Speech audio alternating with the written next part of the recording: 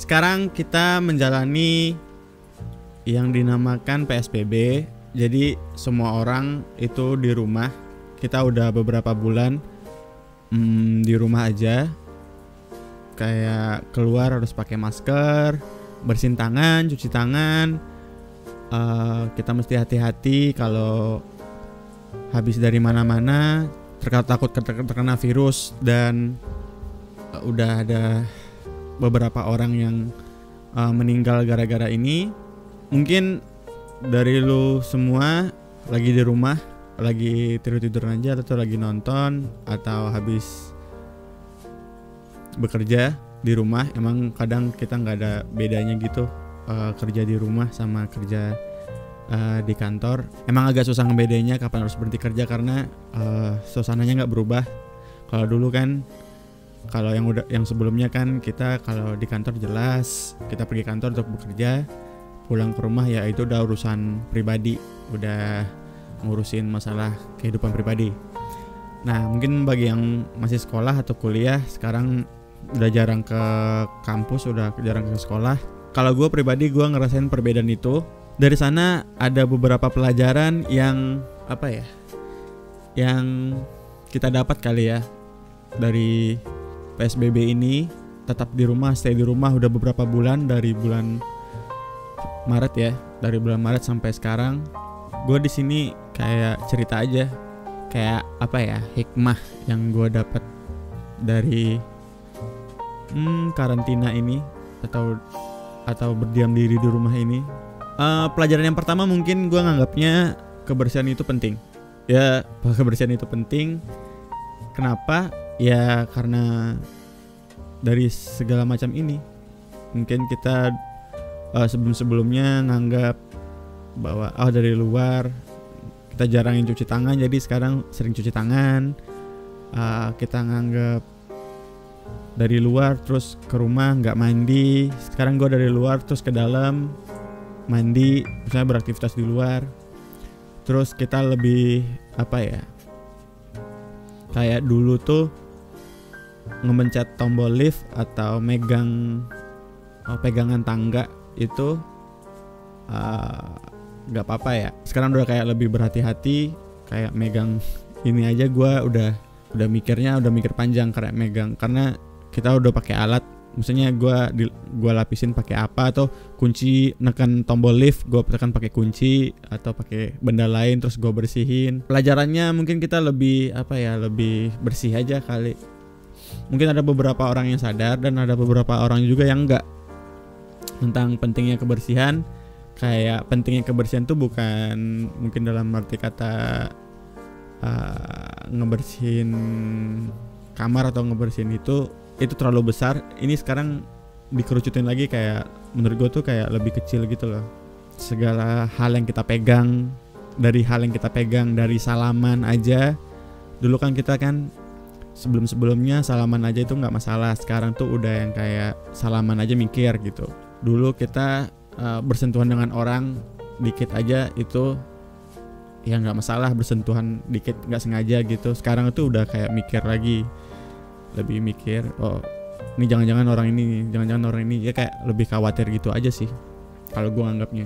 Pelajaran yang gue dapat yang nomor 2 itu, kita lebih sadar dengan sesuatu yang kecil gitu. Kita ada waktu untuk menenangkan diri, butuh waktu berpikir, butuh waktu menyendiri lah, nggak buru-buru dalam segala hal sesuatu. Kita nih semua ini sebelumnya itu disibukkan oleh pekerjaan, disibukkan oleh tugas-tugas kuliah, tugas-tugas sekolah, main, pergaulan, pacaran mungkin, atau acara sana sini, konser dan sebagainya. Banyak kegiatan dulu. Tapi sekarang itu kita diberikan waktu untuk merenung gitu loh. Kita lebih sadar apa yang di sekitar kita gitu. Kita lebih aware apa yang di sekitar kita. Terus selama ini kita kayak cuek gitu, hal-hal yang kecil di sekitar kita. Sekarang kita kayak lebih sadar, ternyata lu karena sering di kosan atau sering di rumah, ada sesuatu yang selama ini lu hiraukan. Misalkan dulu lu jarang bersihin kamar, sekarang lu karena nggak tahu mau ngerjain apa, lu sadar bahwa kamar lu berantakan, ya udah gue bersihin gitu. Dulu lu misalkan di kosan lu jarang bikin jurnal, gua jarang bikin diary atau mencatat hidup gua, mendokumentasikan hidup gua. Sekarang coba gua mendokumentasikan hidup gua dan sebagainya gitulah. Itu contohnya kalau menurut gua sih. Kalau gua pribadi sih, gue merasakan hal yang seperti itu, bahwa hal-hal yang kecil yang selama ini nggak gue tahu dan nggak gue perhatiin itu lebih terperhatikan sekarang, kayak gue lebih sadar gitu loh. Terus yang ketiga soal hubungan pertemanan dan keluarga. Karena kita di rumah aja, nggak kemana-mana, kita jarang keluar, kita kayak lebih ada kadang-kadang kepikiran bahwa kangen jalan-jalan sama teman-teman, jalan sama keluarga, mungkin nongkrong sana sini itu asik ya. Kayak dulu tuh kita nganggap mungkin ada kesempatan, kita punya kesempatan untuk nongkrong, ngobrol sama teman-teman, asik dimanapun itu. Mungkin lo bisa bertemu keluarga dan dimanapun. Kita nganggap mungkin ya udah biasa aja, ketemu sama teman-teman ya udah begitu ya. Terus yang sekarang dan dulu misalkan ketemu orang tua, ngapain sih orang tua misalnya kayak ngapain sih orang tua gue kayak ngajak-ngajak ketemu, gue males banget atau dan sebagainya. Terus teman gue yang A, teman gue yang B, teman gue yang C gitu, kayak ya udah kita nongkrong aja asik-asik, cuman kayak ya udah gitu. Terus mungkin sama pasangan kamu atau orang yang spesial gitu yang kayak ya udah jalan-jalan gini-gini gitu. Sekarang mungkin kita lebih mikir itu tuh suatu keistimewaan yang lo dapat gitu, kayak lebih bersyukur gitu loh. Gue bersyukur ya dulu tuh gue punya kesempatan untuk bisa jalan-jalan sama teman-teman gitu. Gue bisa ketemu sama orang-orang yang kayak mungkin yang lo nganggapnya orang-orang yang lo sayang, orang-orang terdekat gitu. Kayak sekarang tuh kesempatan hal yang seperti itu tuh semakin lebih berharga. Bisa jalan-jalan sama teman-teman, nongkrong sama teman-teman, atau ketemu sama orang tua, atau ketemu sama pacar, atau ketemu sama orang yang kita suka. Itu tuh sekarang tuh kita menganggap itu lebih berharga gitu loh. Jadi itu sih pelajaran yang gue dapat. Pelajaran yang keempat itu gue menganggapnya bahwa gue merasa gue lebih hemat. Karena setelah gue pikir, karena banyak di rumah aja lagi, gue banyak nge-spend duit yang menurut gue itu gak penting. Kita di luar gitu, kita nge-spend duit banyak, beli ini, beli A, B, C, belanja, ternyata gak penting-penting amat gitu. Ternyata gue lebih tahu mana yang esensial gitu, mana yang gue butuh, kayak makan, minum, dan misalnya perawatan pribadi atau apapun itu. Ternyata yang gue butuh ya itu aja yang gue beli gitu.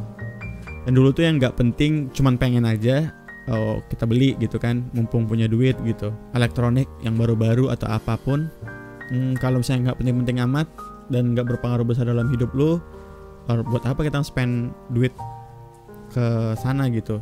Berikutnya yang ke nomor 5, gue ngerasa hidup itu penting. Gue bisa hidup tuh kayak berharga banget gitu loh.